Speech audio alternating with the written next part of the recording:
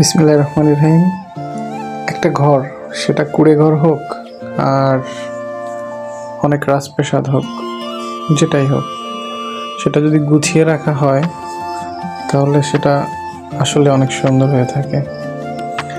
তো আমার উনি হচ্ছে, মানে আপনারা বুঝছেন যে আমার উনি হচ্ছে তিনি যিনি আমার এই ঘরটা গুছিয়ে রাখে।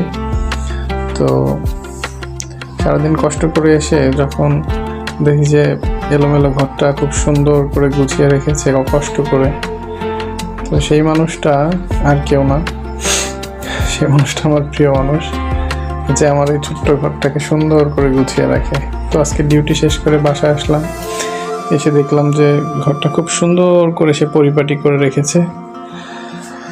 দেখে খুবই ভালো লাগলো, তাই আপনাদের সাথে শেয়ার করলাম। আমার এই ছোট্ট ভাঙাচোরা ঘরটা সে খুব সুন্দর করে গুছিয়ে রাখে, আমাকেও গুছিয়ে রাখে, আমার সন্তানদেরকে গুছিয়ে রাখে। একটা পুরুষ তো সাধারণত এলোমেলোই থাকে, তো সে সবসময় চেষ্টা করে আমার পরিবারটাকে সুন্দর করে গুছিয়ে রাখতে। একটা নারী অনেক কষ্ট করে, তার আসলে এগুলো কিন্তু করতে খুব সহজ একটা কাজ না, অনেক কষ্ট হয়। তাই আপনাদের প্রিয় মানুষটার সাথে কখনো দুর্ব্যবহার করবেন না।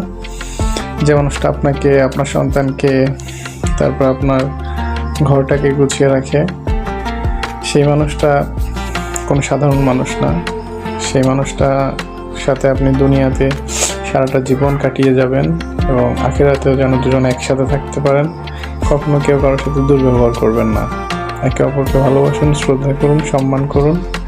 দেখবেন যে আপনার ছোট্ট ভাঙাচোরা পরিবারটাও খুব সুখের একটা ঘর হচ্ছে, খুব সুখের একটা পরিবার হয়ে উঠছে। ধন্যবাদ সবাইকে।